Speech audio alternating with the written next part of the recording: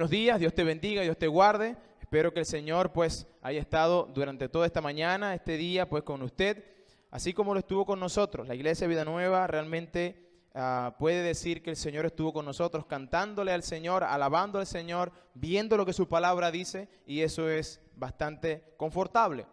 Pero como todo buen restaurante, tú llegas y te dan el entremés, es decir, una porción de pan con mantequilla y tú vas comiendo y aunque es comida, simplemente es un aperitivo que hace que el apetito se te abra para que puedas comer el plato fuerte. Bueno, como un restaurante estamos nosotros hoy aquí. Ya cantamos, alabamos al Señor, estamos hambrientos, nuestro corazón está sediento por escuchar la palabra de Dios, que es el plato fuerte.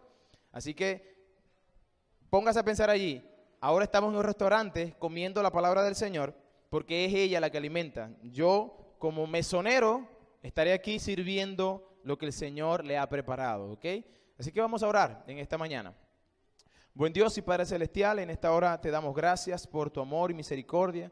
Gracias porque nos ayudas, Señor, en todas las cosas. Padre, te rogamos ahora que vamos a leer tu palabra, a predicar tu palabra, que nos ayudes, Señor, a poder hablar con denuedo. Padre, ayúdame en mi debilidad como ser humano, pero también, Señor, utilízame como instrumento en tus manos para poder llevar esta palabra a nuestros hermanos y a todo aquel que está viéndonos. Te suplico, pues, que te quede con nosotros y que apliques eficazmente esta palabra a cada corazón. En el nombre de Cristo Jesús. Amén y amén. Bien, pueden buscar en sus Biblias Marcos, capítulo 4. Nosotros estamos en una serie de predicación expositiva en el libro de Marcos. Y en esta oportunidad ya vamos por el capítulo 4 de Marcos. El texto que vamos a estar leyendo es del versículo 1 al versículo 20. Es bastante extenso porque es una parábola y esta parábola tiene la historia más la interpretación y no pudiéramos hacerlo de otra manera sino que seguir toda la enseñanza, ¿verdad? No cortarla. Entonces es bastante extenso. Pero antes de eso, yo quisiera recordarles lo que hemos visto anteriormente. En lo que hemos visto anteriormente en el libro de Marcos es que las multitudes se hacen presentes siempre con el Maestro. Cada vez que Cristo, o cuando Cristo comenzó su ministerio, vemos que multitudes le seguían, multitudes y multitudes. Y nosotros hemos visto que la mayoría de esta multitud no seguían al Señor porque creían en Él, sino más bien porque querían un milagro, porque querían la alimentación, porque querían ver lo espectáculo que era, el espectáculo que hacía Jesús, por decirlo de alguna manera, lo impactante de los milagros que él hacía. Así que la multitud seguía al Señor, pero no con un corazón porque creyera en él, sino porque querían saber cómo lo hacía, por curiosidad. Si nosotros midiéramos el ministerio del Señor, a primera vista, podríamos decir, wow, ese ministerio era el más grande y más fructífero, porque mucha gente iba con él. Esa es la manera como algunos tratan de medir el fruto cuán fructífero es el ministerio, vía los números. Pero si nosotros siguiésemos analizando el ministerio del Señor, al final quedaríamos decepcionados, porque al final de cuentas Cristo simplemente tuvo a 12 que le siguieron muy fiel, muy cerquita, y al final, cuando asciende al monte, en el monte de los Olivos, solamente habían 120. De tal manera que Cristo en su ministerio, pudiéramos decir que, de acuerdo a cómo se mide hoy en día, ¿verdad?, cuán fructífero es el ministerio, fue un fracaso, porque simplemente tuvo 120 discípulos. Pero nosotros sabemos que el ministerio del Señor fue el más fructífero que nunca nadie ha tenido. ¿Y por qué? Bueno, porque Él hizo todo lo que el Padre le mandó a hacer. Y ese es el fruto. El fruto es la obediencia. El resultado simplemente es del Señor. Pero a pesar de que Jesús estuvo enseñando, y Él lo hizo como ningún otro lo ha hecho, que hizo milagros impresionantes y mostró evidencia de que Él era el Mesías, pocos creyeron. ¿Por qué? Bueno, era evidente que Jesús era el Mesías por todas las cosas que Él hacía. Era el Mesías prometido en el Antiguo Testamento. Pero parece que no todos lo veían así. en su gran mayoría, veían a Cristo como simplemente un milagrero, uno que vino a hacer milagros. Otros como una persona buena que simplemente vino a darme de comer. Y otros lo vieron inclusive como uno que estaba poseído por los demonios, por el diablo mismo. Y si ustedes recuerdan la clase pasada o la predicación pasada, hablamos de eso. Como los fariseos dijeron que Cristo estaba poseído por Belcebú y que por los demonios echaba fuera a los demonios. Bueno, es por esta razón, por la dureza del corazón del pueblo, que el Señor va a comenzar a hablarles en parábolas. Y ahora les va a hablar del reino de Dios a través de las parábolas. Y la primera parábola que encontramos en el libro de Marcos es la parábola del sembrador. Esta parábola es muy importante que nosotros como iglesia la comprendamos. ¿Por qué? Porque se nos dejó un mandato de ir y hacer discípulos a todas las naciones. Y esta parábola nos va a ayudar a entender por qué las masas no vienen a Cristo en obediencia y fe, sino que cuando vas y predicas es frustrante ver cómo es posible que si le estás hablando del reino futuro, de su futuro, de la eternidad, personas simplemente se hagan de la vista gorda y que simplemente digan, otro día escucharé de eso. Si se le está hablando de algo tan importante como es la vida eterna, como lo es su eternidad, y las personas simplemente, pues, no le hacen caso. Bueno, para la iglesia es importante entender esta parábola porque ella nos va a advertir de lo frustrante que es predicar, pero al mismo tiempo no conseguir la respuesta que nosotros esperamos, que es el arrepentimiento, que vengan todos al arrepentimiento y a la fe.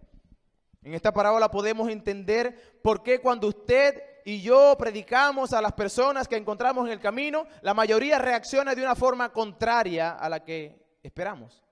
Esta parábola también nos enseña cuáles son los frutos que podemos esperar cuando una persona verdaderamente se convierte. En ocasiones nos dice la palabra que mucha gente se reunió, ¿verdad? Y estaba alrededor de Cristo y estaban ahí casi que apretujándolo. En una de las lecciones que ya hemos visto, vimos que Cristo tuvo que llamar a los discípulos y decirle, prepárenme la barca porque son tantos que quieren venir a tocarme que van a venir y me van a aplastar. Bueno, en esta ocasión pasa lo mismo. Y esta vez Cristo le va a decir a los discípulos, ¿ya tienen la barca lista? Sí. Y Cristo va a ir y va a montarse en el púlpito. Hay un barco. Se va a la orilla del mar porque era el lugar donde él podía estar más despejado. La gente no podía apretujarlo y le daba oportunidad pues de enseñar. En esta oportunidad Cristo se va a acercar a las orillas del mar de Galilea y se va a sentar en una barca y les va a enseñar a las multitudes que están a la orilla del mar.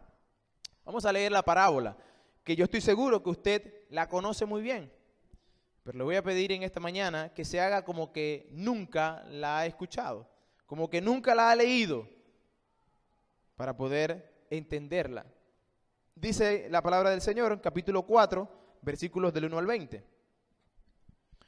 Otra vez comenzó Jesús a enseñar junto al mar y se reunió alrededor de él mucha gente, tanto que entrando en una barca se sentó en ella en el mar y toda la gente estaba en tierra junto al mar y les enseñaba por parábola muchas cosas. Paremos un momento allí. Cristo va a empezar a enseñar a la iglesia, o más bien a la iglesia, no, a todas las personas que estaban alrededor de él por parábola. ¿Qué es una parábola? La palabra parábola es una palabra compuesta por dos palabras griegas. Una es para y la otra es volé.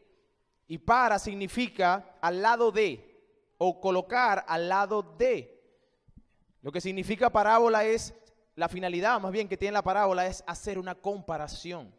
Cristo va a hablarles por parábolas para comparar qué es el reino de los cielos. Y es que el Señor utilizó todos los recursos literarios para poder enseñar a la gente de manera que ellos pudieran recordar la enseñanza que Él estaba impartiendo. Pero las parábolas también tienen la finalidad o la capacidad de ocultar la verdad. De ocultar la verdad. Para aquellos que tienen una resistencia a creer en esa verdad, o para aquellos que están predispuestos a creer en esa verdad, la parábola lo que hace es ocultarle la verdad a esas personas. Y al mismo tiempo, a los que realmente tienen un corazón dispuesto para escuchar la palabra, les revela una verdad que antes estaba oculta. Entonces las parábolas tienen doble finalidad. Por un lado, ocultar al incrédulo la verdad, y por otro lado, esclarecer o revelar la verdad a aquel que tiene un corazón dispuesto. Es interesante, la misma historia que es realmente comprensible para uno, llega a ser incomprensible para otro. Eso es interesante. Las parábolas son revelaciones de una verdad al creyente que en el Antiguo Testamento ha sido manifestada, pero estaba velada, estaba como un manto puesto sobre ella, y que ahora en el Nuevo Testamento el Señor le quita el velo y se puede ver perfectamente. Ahora, pensemos en el tiempo de Cristo. Todas estas personas habían tenido la oportunidad de escuchar del mismo Dios, de Dios encarnado, de Jesucristo mismo. De su boca tuvieron el privilegio de escuchar la palabra de Dios, del llamado arrepentimiento. Arrepentíos porque el reino de los cielos se ha acercado. Ese fue el mensaje de Jesús. Y es interesante que estas personas, en vez de venir a Cristo con un corazón como tenía que ser, humillado, realmente engruesan su corazón, lo llenan de corazas y simplemente se endurece ese corazón. De allí es que Jesús, de aquí en adelante, empieza a hablarles en parábolas, para que el que no cree, no siga creyendo, pero tenga el juicio sobre él. Y el que cree, pues sea mucho más edificado. Mateo, capítulo 13, versículo 34 dice, y todo esto habló Jesús, y este es el pasaje que está paralelo a Marcos. Dice que todo esto le habló Jesús por parábola a la gente, y sin parábola no les hablaba. En otras palabras, Cristo se va a sentar a las multitudes y de aquí en adelante solo le va a hablar por medio de parábolas. El que creía iba a entender, y el que no creía simplemente iba a endurecer su corazón. Sigamos leyendo. El versículo 3 dice, oíd, palabra importante, anótela por allí, oíd. Cristo está diciéndole, presten atención, pongan cuidado a lo que voy a decir. Y nosotros cuando estamos escribiendo, si queremos señalar algo, ponemos ojo o negrita o la subrayamos. Bueno, Cristo está diciéndole aquí, oíd, atentos, porque lo que voy a decir es de suma importancia. Dice, oíd, y empieza la parábola. He aquí el sembrador salió a sembrar. Y al sembrar, aconteció que una parte cayó junto al camino, y vinieron las aves del cielo y la comieron. Ahora, paremos un momento también allí para aclarar el hecho de que el sembrador en el tiempo bíblico no es el sembrador de nuestro tiempo. El de nuestro tiempo tiene una máquina, ¿verdad? El industrializado tiene una máquina y acomoda el campo y tira la semilla de una manera diferente. El campesino, nuestro campesino, ¿verdad? Talaban todo, queman un lugar y acomodan la tierra y hacen huequitos y van tirando la semilla. Bueno, en el tiempo bíblico era un saco que se ceñían a los lomos, y entonces el sembrador metía su mano y simplemente esparcía la semilla en el campo. E iba caminando y tirando la semilla. Este era el oficio, pues, del agricultor en ese tiempo. Era un sembrador, tenía el saco de semillas, salía y esparcía la semilla. Así que con esta idea en mente, sigamos leyendo. Dice que al sembrar aconteció que una parte cayó junto al camino y vinieron las aves del cielo y la comieron. Normalmente en Israel, la siembra como tal estaba delimitada por caminos que iban a su alrededor, donde la gente comúnmente atravesaba. Si ustedes recuerdan, estuvimos hablando de una de las controversias que tuvo Jesús con los fariseos, y fue en uno de estos campos, que Jesús y sus discípulos venían y ellos pasaron la mano y sacaron su trigo y trillaron, ¿recuerdan? Bueno, lo que dividía un campo de otro eran estos caminitos. Así que cuando el sembrador iba a tirar la semilla, posiblemente caía en ese terreno. Y ese terreno estaba endurecido porque la gente, pues el caminar, iba haciendo presión en ese terreno y ese camino se hacía pues duro. De tal manera que cuando la semilla caía, pues no germinaba porque caía ahí junto al camino. Otra parte, versículo 5, cayó en pedregales, donde no tenía mucha raíz y brotó pronto porque no tenía profundidad de tierra. Ahora, aquí lo que está diciendo es, no se imagine, por favor, en las comiquitas y en todo lo que han puesto, siempre ponen un montón de piedras, pero realmente no es así.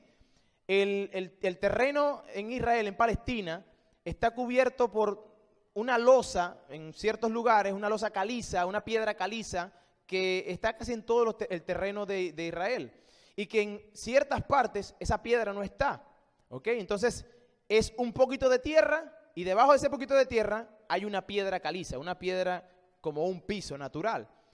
Así que cuando dice que cayó sobre piedras, se refiere a ese terreno, que sobre la tierra y una capa muy delgada de tierra, viene la piedra. Dice cayó sobre piedra y se refiere a eso. Dice, pero saliendo el sol, dice el versículo 6, se quemó porque no tenía raíz y se secó. Otra parte cayó entre espinos y los espinos crecieron y la ahogaron y no dio su fruto. Y aquí lo que está hablando es de esas espinas o esas zarzas que crecía o que crecen en Israel, de las cuales inclusive la misma palabra utilizada aquí para zarza o espino es la misma palabra que se usó para cuando le hicieron la corona de espinas a Cristo. Era una zarza común que se salía en el campo. Así que el pueblo de Israel, el agricultor, no se metía a limpiar el terreno primero. Él simplemente estaba el terreno y ahí tiraba. Y luego se metía a romper para que la tierra se aflojara. Él lo hacía como que al revés, aflojaba y la tierra pues se iba tapando con la tierra que tú movías. Ellos tiraban primero la semilla, luego movían la tierra y ahí quedaba. De tal manera que si había una hierbita mala, espinos creciendo debajo, ellos no lo podían ver. Ella ya estaba. Luego crecía y ahogaba la semilla. Dice el versículo 8, pero otra cayó en buena tierra y dio fruto y brotó y creció y produjo 30 a 60 y a 100 por uno. La idea de la siembra en Israel era que si ellos tiraban una semilla, esa semilla producía por una semilla 6. Lo más tremendo que pudiera haber en Israel cuando se iba a sembrar, o la cosecha más grande que pudiera haber, era si tú tirabas una semilla y salían 10 y te producía al 10% de una semilla.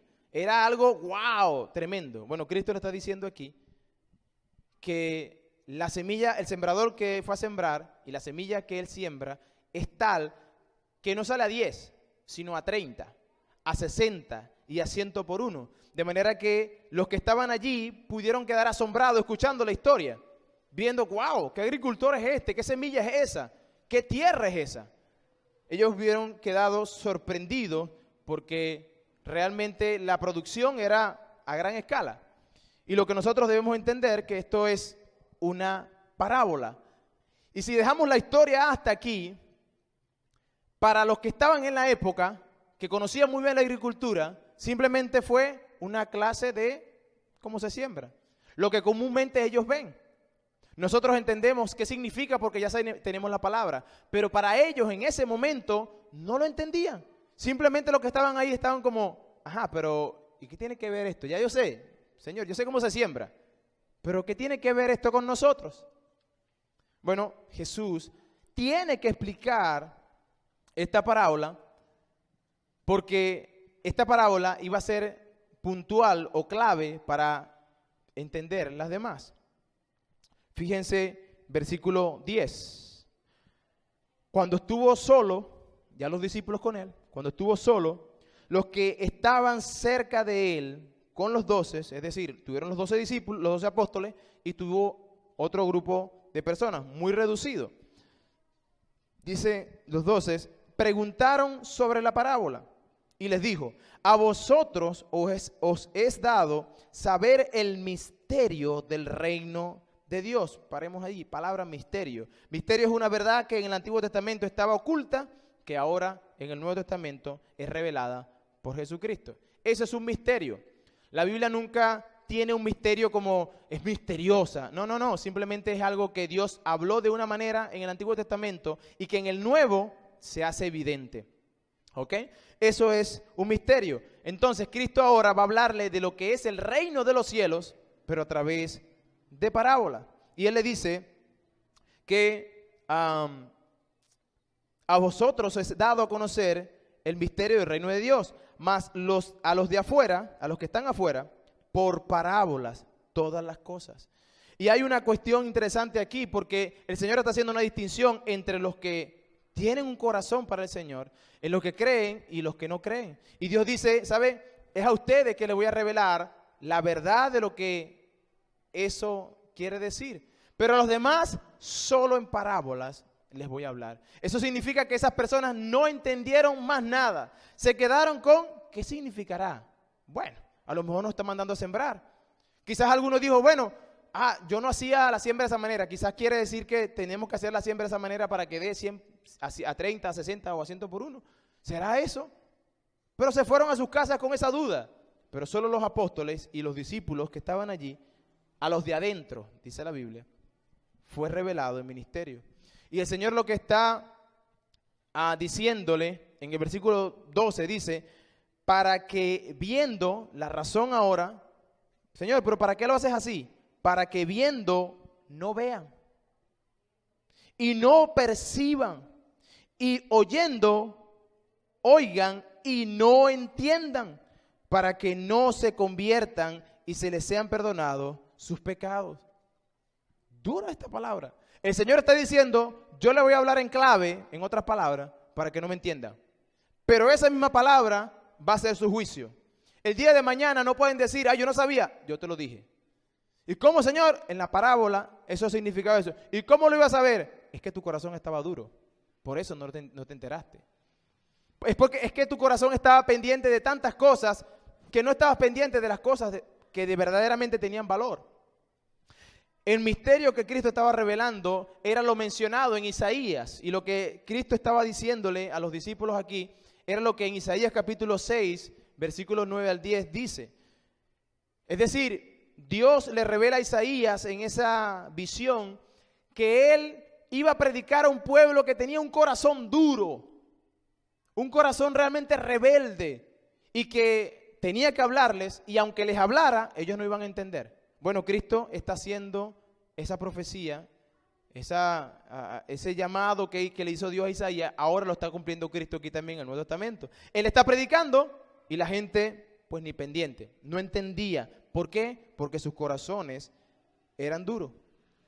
Aquí está Jesús, Dios encarnado, predicándole a estas personas, pero ellos deciden cerrar su corazón a las palabras del Señor.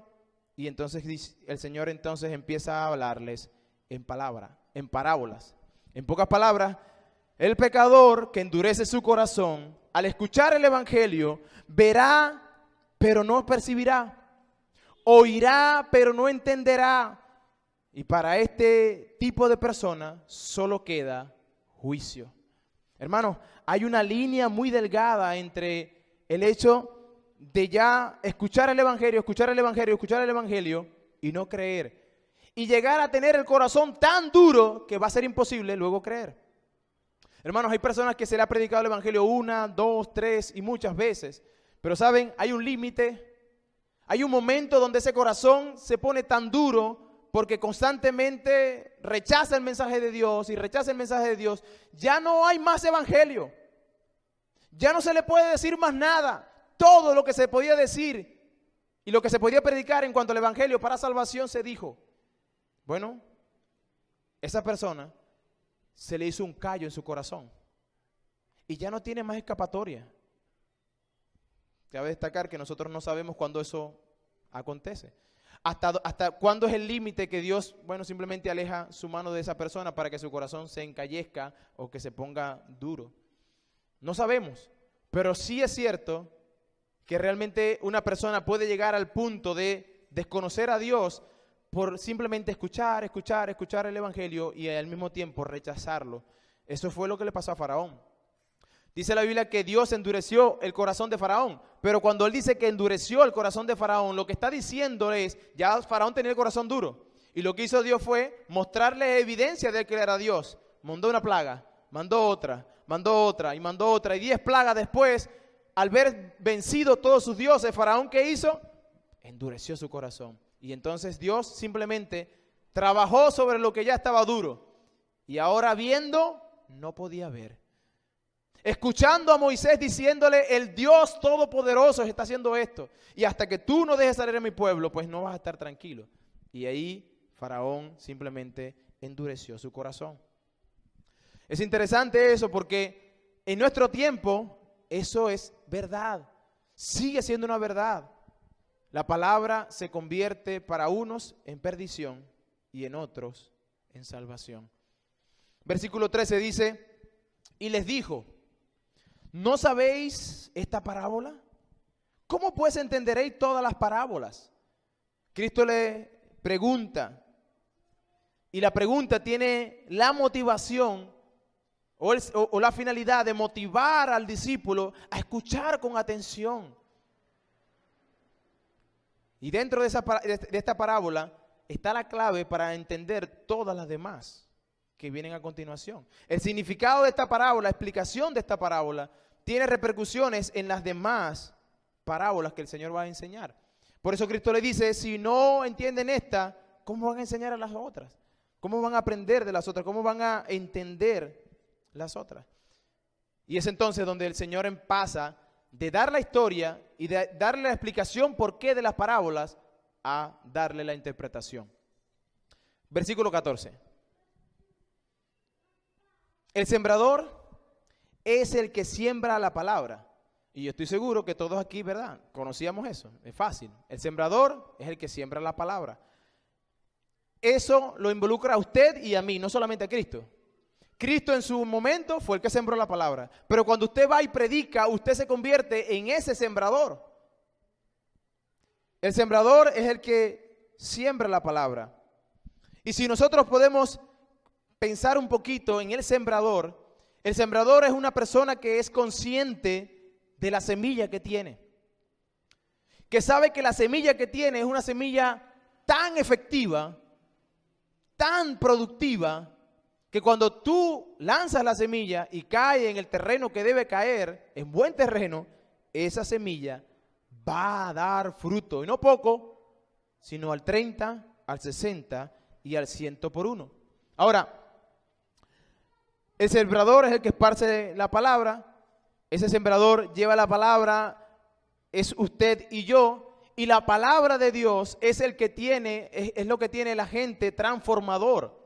¿Saben? Si hay una cosa en esto, en lo que estamos hablando, es que muchas veces se malentiende esta parábola porque se dice que en el sembrador está el problema.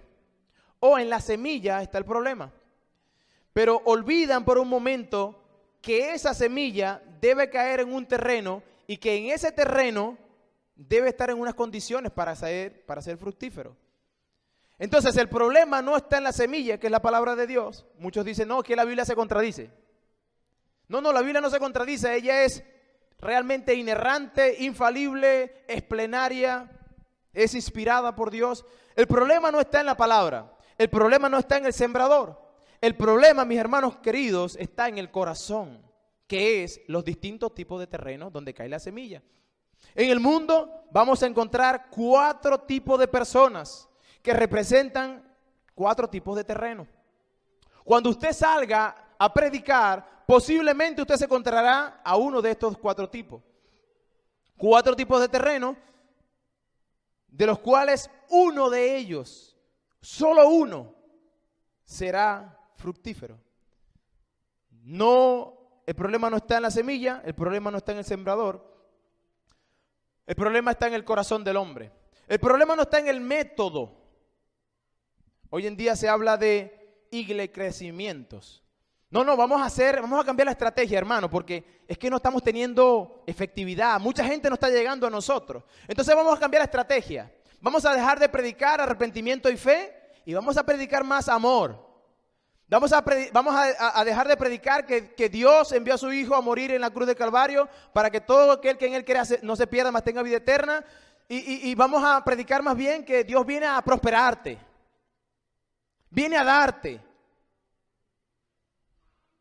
La metodología, hermano, vamos a crear un show en la iglesia. Vamos a traer profesionales porque los músicos que tenemos, no furula. No son buenos músicos. Vamos a buscar profesionales ahora. Pero hermano, no son cristianos, no importa que vengan. Necesitamos profesionales aquí en el púlpito. Porque eso va a atraer a la gente. ¡Wow! ¡Qué adoración hay allí! Pero vamos a hacer algo más. Vamos a poner humo ahí en la plataforma. Y cuando vamos a anunciar el predicador, se tiene que parar aquí una persona que tenga una buena voz de locutor y que venga y diga, bueno, y con ustedes les presentamos al pastor. Y se convierte en un show la iglesia. Y así toda la gente viene a ver, oye, está pasando algo ahí, yo quiero ver.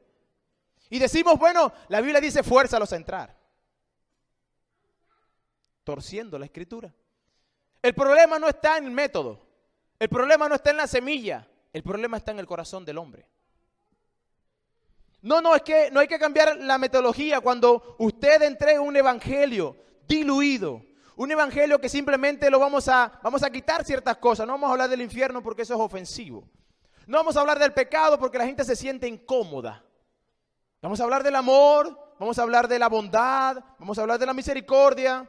Y aunque esos son buenos atributos de Dios, igualmente nuestro Dios es un Dios de ira, de fuego consumidor.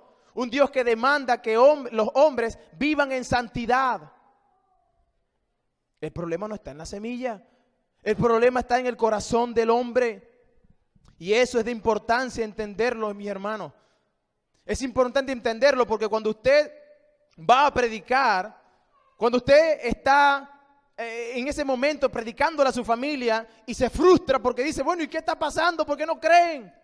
Posiblemente estás tocando terrenos pedregosos o llenos de espinas. O es un terreno simplemente que está tan pisoteado que la semilla no puede penetrar. Es importante entender esto porque muchas veces y muchas iglesias, incluso grupos, han tropezado cuando son tentados con un mensaje humanista. No, hermano, pero es que la necesidad de las personas, y estamos pendientes de la necesidad momentánea, superficial y terrenal de las personas. Necesita el alimento, sí, es necesario el alimento, sí. Pero antes del alimento es necesario la espiritualidad. Porque ¿de qué te vale tener todo en esta vida y perder tu alma? ¿De qué te vale comer hoy y no morir por inanición, pero mañana morir por vejez y ir al infierno?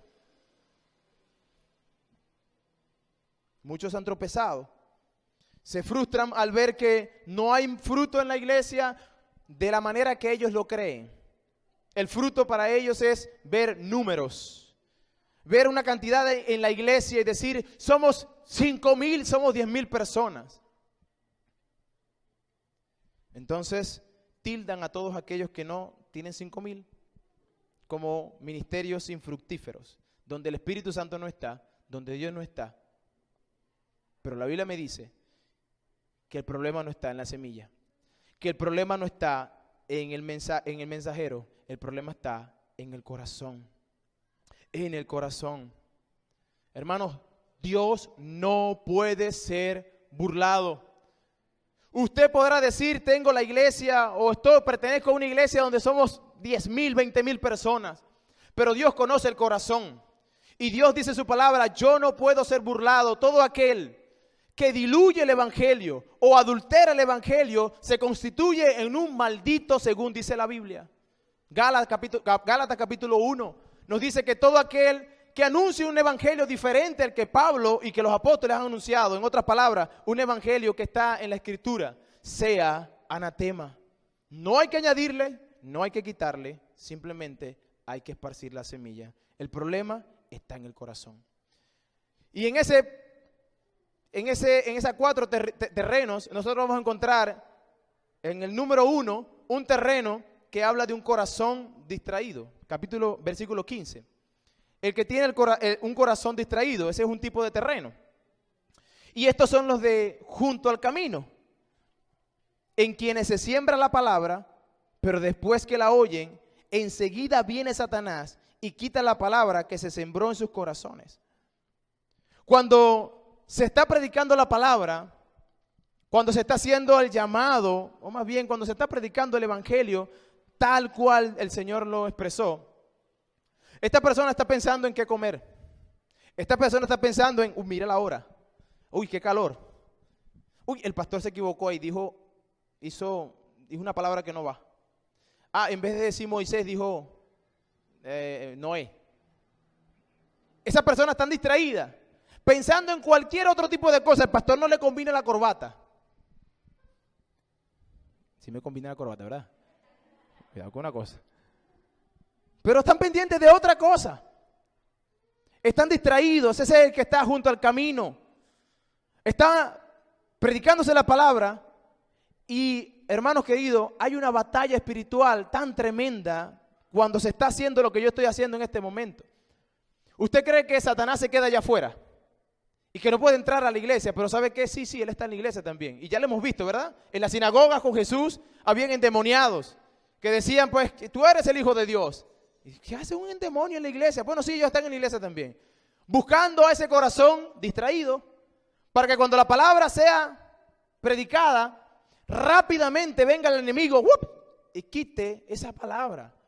Y entonces esa persona nunca pueda entender.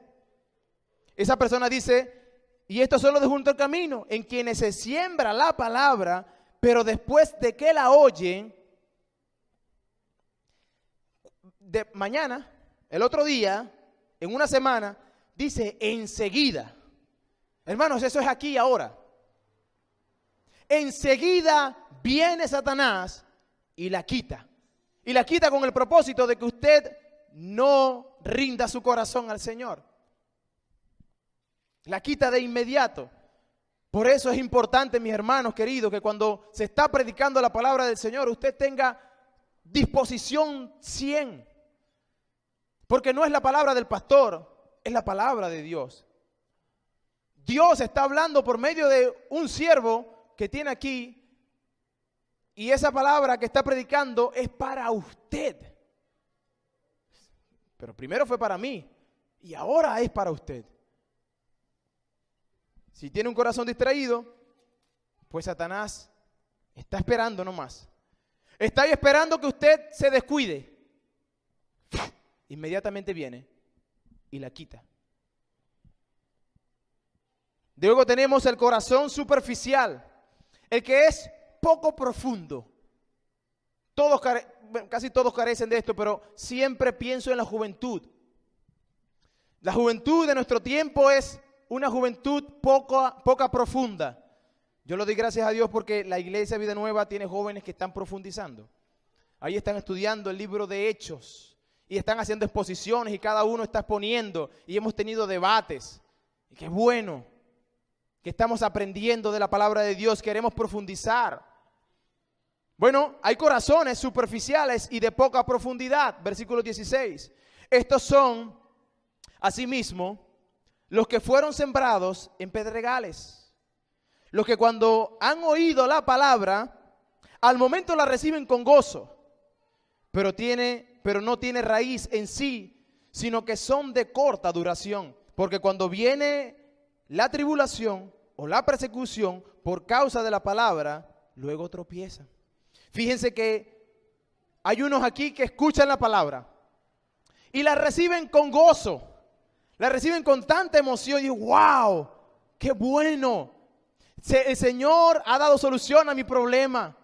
Que quizás vienen en la mañana de hoy o han venido en otras ocasiones al Señor con una necesidad puntual. Tengo un problema con mi esposo, tengo un problema con mi esposa, tengo un problema con mis hijos, en mi trabajo me está yendo muy mal, tengo que buscar de Dios. Estoy pasando por enfermedad. Y entonces tengo que buscar a Dios. Y llega a la iglesia y de pronto se consigue al pastor predicando y diciéndole, mira, el Señor te va a dar solución a eso. Y luego tú dices, wow, es verdad, Dios tiene todo el control, es todopoderoso, qué gozo. Y sales de aquí gozoso, animado, ferviente, pero en realidad viniste a buscar un parche. Simplemente viniste a ver ese problema y a ponerle un parche porque inmediatamente viene otro problema diferente al que tenías y vuelves a estar en la misma condición. Estás buscando una felicidad cuando llega a la iglesia. Estoy buscando la felicidad y en la iglesia lo debo encontrar. Pues están equivocados, hermano. Ciertamente el que está en Cristo es 3 veces feliz, dice la palabra bienaventurado, bendecido tremendamente. Y es verdad. Sin embargo, eso no quiere decir que su problema le tiene que dejar ya de inmediato. A veces simplemente el problema es causado por el mismo Dios para hacerlo venir ante Él. ¿No es cierto que cuando estamos en nuestra mejor posición se nos olvida Dios a veces? Pero cuando estamos en tribulación, dígame, aquellos que están al borde de la muerte, se aferran a Dios con una fe tremenda, pero una vez se levantan de esa cama, se olvidan de lo que prometieron a Dios. Son superficiales, personas que simplemente no han profundizado en lo que realmente implica la salvación que Dios ha dado. Escuchan la palabra con emoción porque ven la solución de su problema, pero todo cambia cuando vienen los problemas. Hermanos, este pasaje dice puntualmente, versículo 16, pero no tienen raíz en sí mismos, sino que son de corta duración. Esos son cristianos de tiempo determinado. En un mes los ves fervientes en el Señor, creciendo, motivados. El próximo mes ni a la iglesia vienen. No, pues ni me acuerdo de Dios.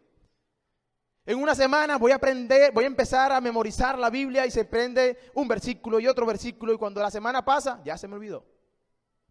Son de corta duración. Es el cristiano que cuando viene el problema, dicho sea de paso, el Señor advierte que el problema va a venir. Dice, pero cuando viene la tribulación, no es que posiblemente, no, viene. Porque eso es parte de la prueba que Dios está haciendo con nosotros. La fe verdadera se fortalece en medio de la prueba. ¿Cómo Dios muestra su fortaleza o cómo fortalece la fe del cristiano? A través de la tribulación de la prueba. Primera de Pedro, capítulo 1, versículos 6 y 7. En lo cual vosotros os alegráis, aunque ahora por un poco de tiempo, si es necesario, tengáis que ser afligido en diversas pruebas. ¿Para qué? Para que sometida a prueba vuestra fe, más preciosa que el oro, el cual aunque perecedero se prueba con fuego, sea hallada en alabanza, gloria y honra cuando sea manifestado Jesucristo. En otras palabras, nosotros tenemos que pasar por tribulaciones y por persecuciones para que nuestra fe se fortalezca, sea más resplandeciente que el oro. Y que cuando venga Jesucristo, nosotros recibamos, dice ahí, sea hallada esa fe, su fe, en alabanza, en gloria y en honra. Es necesario. Pero los de corta duración, los que están sembrados en pedregales, que llega la semilla, entra en ese poquito de tierra, pero luego las raíces se establecen en la piedra. Y cuando viene el sol, simplemente pues es arrancada, es quemada y el viento simplemente se la lleva. Otro tipo de terreno. Versículo 18, el corazón afanoso, otro tipo de terreno. Estos son los que fueron sembrados entre espinos, los que oyen la palabra, pero los afanes de este siglo, el engaño de las riquezas y las codicias de otras cosas entran y ahogan la palabra y se hace infructuosa. El ser humano es una máquina de deseos. Nosotros deseamos muchas cosas.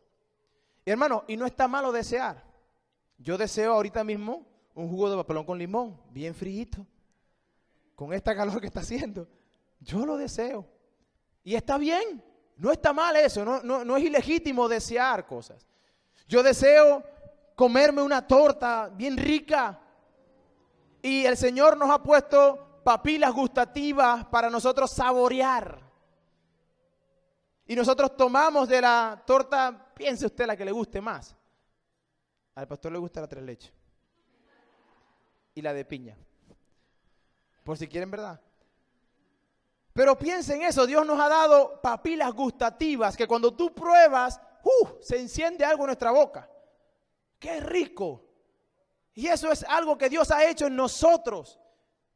Nos ha dado el momento de poder decir, oye, me siento bien, me he visto bien, me siento bien así. Y eso no está mal. El poder tener la comodidad de un carro, una casa, no está mal eso. El desear estas cosas está bien. El problema está cuando tú pones o cuando esas cosas se ponen encima de lo que es Dios.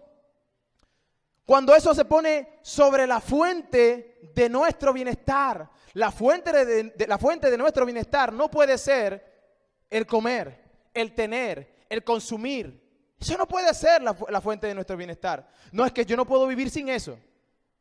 No es que si yo no tengo los zapatos del año, yo no puedo. No es que si yo no como el pollo horneado, no puedo. El de Don Pollito, ajá. No valga la cuña. Nos gusta, ¿verdad? Pero cuando eso se pone por encima, hermanos queridos, ese es el problema. Ese deseo comienza a controlar nuestra vida. Y cuando comienza a controlar nuestra vida, ¿sabe qué pasa con la palabra? Es ahogada. Se sumerge hasta lo profundo. Y entonces mis deseos son los que gobiernan mi vida. Y lo que produce ese corazón es ansiedad. Al final, frustración. Tanto que no recuerda la palabra de Dios ya. Que no recuerda que hay promesas. Que nos dice, buscad primeramente el reino de Dios y su justicia y todas las demás cosas vendrán por añadidura. Eso se nos olvida. Se nos olvida que los deseos de la carne, la vanagloria de la vida, todo eso va a pasar, pero la palabra de Dios nunca pasará.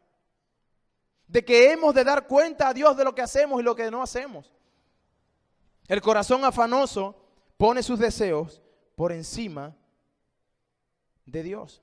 Mira lo que dice Mateo capítulo 6, versículos del 19 al 21.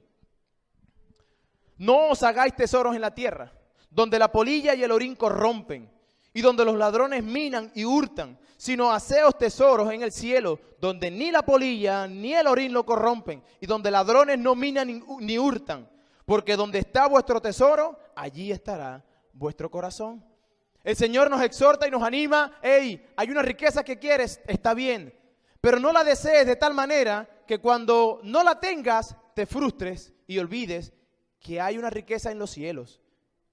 Es allá donde tienes que apuntar.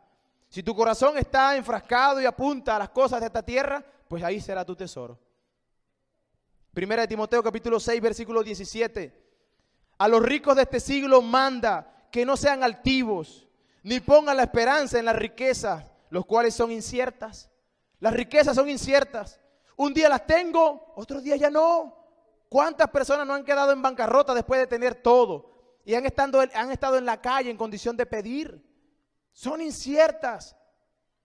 Sino que en el Dios vivo, que nos ha dado todas las cosas en abundancia para que las disfrutemos. Dios nos ha dado cosas en abundancia para que las disfrutemos. Ese es nuestro Dios. El corazón afanoso solamente está detrás del sistema de valores de este mundo, que lo que hacen es ahogar la palabra y lo único que produce es ansiedad, frustración y en muchos casos el suicidio. No tienen esperanza. Pero luego tenemos el último terreno, el último pedacito de tierra, y esos son los corazones receptivos. Versículo 20. Y estos son los que fueron sembrados en buena tierra. Los que oyen la palabra y la reciben y dan fruto a 30, a 60 y a 100 por uno. Si ustedes ven la secuencia de eso es, escuchan, reciben y dan fruto. Hay una secuencia de eso. Escuchan, reciben y dan fruto. Estas personas muestran una tremenda necesidad de Dios. Esta persona de un corazón receptivo no solamente busca a Dios en un problema. Posiblemente Dios te pone en un problema para que lo busques, pero luego que encuentras a Dios, no lo desechas. No es tan pequeño que acabe en tu bolsillo, que lo puedes sacar en cualquier momento y leer como una estampita, el rezo a tal o a cual. En estos días se celebró, el mundo celebró el día del Arcángel Miguel. Y por donde quiera salió haciendo cosas para el Arcángel Miguel. Bueno, es tan pequeño que simplemente en un día lo sacan ahí, vamos a rezar. No, nuestro Dios es tan grande y es vivo que Él puede realmente estar presente constantemente y que usted no lo puede meter en su bolsillo.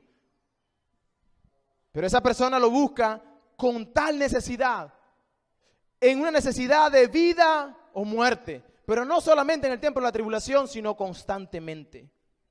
Que vive con un corazón dispuesto a hacer la palabra de Dios. No solamente escucharla, sino hacer la palabra de Dios. Estas personas escuchan la palabra para sí mismo. No están viendo al que está al lado. Uy, qué bueno que el pastor predicó eso, porque eso le va a aquella. Se le va a él. Ay, aquí está mi esposo. Bueno, pastor, predique, pastor. Dele ahí duro, pastor. Son cabezas, dele duro, pastor. No. Están entendiendo que eso es para ti. El corazón receptivo es aquel que está entendiendo que la palabra no es para otro, sino que es para él mismo. Está convencido de que Dios le está hablando directamente a usted. Cuando se predica la palabra, se escucha la voz de Dios y esta persona se tiene como meta obedecer en lo más posible lo que el Señor está diciendo. Ellos reciben la palabra como el tesoro más grande que jamás tendrán. No hay nada más grande que ese tesoro. Si hay otra parábola de la perla de gran precio, donde el Señor le dice que hubo un mercader que encontró un terreno que tenía, bueno, no es el tesoro escondido. La perla era un mercader que fue y encontró una perla de gran valor y vendió todo lo que tenía por esa perla. Bueno, el que tiene un corazón que recibe o receptivo es aquel que escucha la voz de Dios, que la hace, pero que entiende que no hay más nada. No hay nada más grande que ese tesoro que yo estoy escuchando hoy, que es la palabra de Dios. Como consecuencia de que escuchan con hambre, como consecuencia de que hacen la palabra de Dios, la reciben para hacerla, ellos dan fruto. La consecuencia es que dan fruto. El resultado natural de obedecer, escuchar la palabra de Dios, es dar fruto. Al 30, algunos darán al 30, algunos darán al 60, otros darán al 100. Algunos dirán, bueno hermano, es que aquel hermano me aventaja, sí muestra fruto, pero realmente yo no. Bueno hermano, posiblemente usted sea de 60 o de 30, pero de que debe dar fruto, si tiene un corazón receptivo, tiene que dar fruto porque el Señor así lo dice. Ahora, esos frutos son frutos dignos de arrepentimiento. No está hablando ahí de, bueno, yo doy fruto, yo doy de 100, los billetes de 100. Yo doy los de 30, los de 60, si no hay, no es verdad, los de 50 más 10. No está hablando de nada monetario. Está hablando de corazones, de terrenos, de personas que tienen que venir a Cristo con una convicción, con un corazón contrito y arrepentido. Y los frutos se expresan en arrepentimiento. Los frutos se expresan en verdadera fe, en acción en cuanto a llevar la palabra. Estas personas se encuentran a una persona por el camino y le van a predicar. Y le van a decir que Cristo es la solución a los problemas de la humanidad, al problema del corazón. Estas personas no se quedan con el mensaje. Ahora, yo quiero que usted, por un momento, yo no sé si usted lo pensó, pero que no se imagine que usted es, bueno, ay, gracias Señor, yo soy el terreno bueno, porque yo soy hijo de Dios. ¿Saben, hermano? Cuando yo leía esto y estudiaba esto, yo entendía que todos nosotros fuimos o duros, fuimos un terreno junto al camino. En algún momento usted y yo fuimos un terreno pedregoso y en algún momento nosotros fuimos un terreno que estaba entre los espinos. ¿Y cómo yo sé eso? Bueno, porque la Biblia así me lo aclara. Si usted lee Efesios capítulo 2, versículos del 1 al 3, dice, y Él os dio vida a vosotros cuando estabais muertos en vuestros delitos y pecados. Esa era nuestra condición. No era de una tierra buena. Nosotros no éramos la tierra buena. La condición de nosotros era delitos y pecados. Y dice, en los cuales anduvisteis en otro tiempo, siguiendo la corriente de este mundo, conforme al príncipe de la potestad del aire, el espíritu que ahora opera en los hijos de desobediencia, entre los cuales también todos nosotros vivimos en otro tiempo, en los deseos de nuestra carne, haciendo la voluntad de la carne y de los pensamientos. Y éramos por naturaleza hijos de ira, lo mismo que los demás. Eso era. Nosotros estábamos en una condición de perdición. ¿Quién hace la diferencia? ¿Quién hace la diferencia? Pues el Señor. Dice la palabra en ese mismo pasaje, Efesios capítulo 2, pero versículo 4, pero Dios. Éramos todo eso, pero Dios, que es rico en misericordia por su gran amor con que nos amó. Fue Él quien hizo la diferencia en nosotros. Él tuvo que venir y hacer de nosotros un terreno receptivo. Él tuvo que venir y hacer la obra maravillosa de hacer de nuestros corazones receptivos. Porque no lo éramos. Porque por naturaleza éramos hijos de ira. Y gracias damos a Cristo por su sacrificio. Porque gracias a Él nosotros hoy podemos decir que somos buena tierra. No porque yo nací buena tierra. Porque la Biblia nos aclara que somos malos. No hay justo ni aun uno. Pero en el Señor, en su misericordia, pero Dios hizo la obra en ti y en mí. Yo a propósito salté el versículo 9. Porque quería aplicar esto. Y la manera de aplicar esto me lo da el versículo 9, como manera de conclusión. Cristo le dice, después de que le habla la historia de la parábola, le dice, entonces les dijo, el que tiene oídos para oír, oiga. Comenzó diciéndoles, oíd. Y luego le dice en el 9, el que tiene oídos para oír, que oiga. Pero luego en la explicación de la parábola le dice, oyó, y el que oyó, y este fue el que oyó, y el que oyó, y el oír está presente allí. Hermanos, o amigo que está aquí, amigo que me ve y me escucha, si usted ha oído la palabra, usted puede ser uno de estos terrenos, pero si ha oído la palabra, recibe la palabra, acéptala. Ven con un corazón receptivo a Dios. La Biblia dice que un corazón humillado Él no despreciará. Si tú vienes en arrepentimiento y fe, Él te hará una tierra buena, que des fruto, y que ese fruto no solamente podamos verlo nosotros en la iglesia, pero la gente en la calle va a ver esos frutos dignos de arrepentimiento. Usted podrá dar evidencia de manera natural de que ahora usted es una nueva persona. De modo que si alguno está en Cristo, nueva criatura es, las cosas viejas pasaron, y aquí todas son hechas nuevas. En Cristo pues tenemos la oportunidad de ser nuevas criaturas. Pero si tienes oídos para oír, si has escuchado la voz de Dios en esta mañana, si no conoces a Cristo, pues esta es la oportunidad. La Biblia nos enseña también que aquí hoy es el día de salvación. Recuerde, si usted dice no, pero mañana, otro día, ¿sabe qué hace el tentador? ¿Verdad? La lucha que hay en ese corazón ahí peleando. ¿Sabe qué hace el enemigo? Inmediatamente, como una ave rapaz, viene sobre esa semilla que fue sembrada y la roba. Si usted aquí está con gozo y dice, oye hermano, eso habló a mi vida, y tiene un gozo con el Señor, recuerde que vendrá tribulación, recuerde que vendrá el sol abrasador de las pruebas allá afuera. Recuerde que Dios no es de momentos, Dios no es de tiempos cortos, Él es eterno. Si usted es de los que simplemente cayó entre espinos y es uno de estos corazones afanosos por las riquezas, por tener y tener y tener y tener, recuerde que cuando usted muere no se lleva nada. Eso queda aquí y el orín y la polilla lo corrompe. y más allá de eso. Si usted deja dinero aquí y hay familia alrededor de ese dinero, usted deja un problema aquí. Porque por donde quiera saldrá el mejor hijo, la mejor hija, el mejor hermano, la mejor hermana, el vecino mejor que hay. Pero cuando usted estuvo en vida ni pendiente. Y dejó un problema. Pero más allá de lo que usted haya dejado aquí, el problema mayor lo presentará usted cuando esté en la presencia de Dios.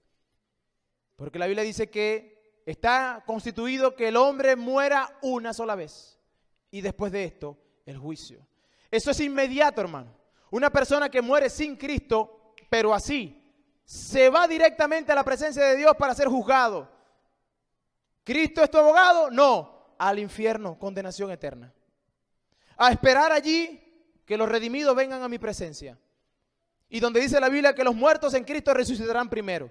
Luego todos los que quedamos y vamos a reinar con el Señor. Pero antes de eso vendrá un juicio donde el Señor traerá con ellos también a aquellos que murieron sin Cristo y estarán en la presencia de Él. Y Dios juzgará a cada uno, hermano o amigo que me escucha.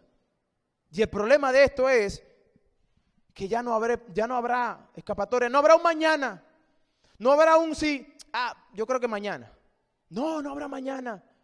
La muerte está a la vuelta de la esquina y usted y yo no sabemos qué va a pasar. ¿Cuándo va a suceder? Está ya única y le queda a todos perfectamente. ¿Qué responder? El que tiene oídos para oír, oiga. Yo también quisiera aplicarlo a aquellos que sí han tenido un oído para oír y que Dios ha transformado ese corazón de piedra en uno de carne. Y que ahora usted es un hijo de Dios. Hermano, no se canse de predicar. No se canse de dar el mismo mensaje que Cristo dio. Arrepentidos si creed en el Evangelio. ¿Quién es el Evangelio? La persona y obra de Jesucristo. Pablo decía, yo me he propuesto una cosa y es predicar a Cristo y a este crucificado, nada más. No se canse de predicar. Hermano, pero es que no me escuchan, me tienen de burla. Tranquilo, posiblemente ese es un tipo de terreno. Ore a Dios y pídele a Dios que transforme ese corazón, porque a menos de que Dios lo haga, pues usted no lo podrá hacer. Pero la manera que Dios ha determinado que esa persona crea, la manera que Dios ha determinado que esa persona venga en arrepentimiento y fe, es únicamente por medio de la predicación de la palabra. Dice en 1 Corintios, que Él ha escogido la palabra de Dios o la locura de la predicación para que las personas vengan en arrepentimiento. No, hermano, vamos a buscar la manera de hacerlo diferente. No nos pongamos a inventar el agua tibia.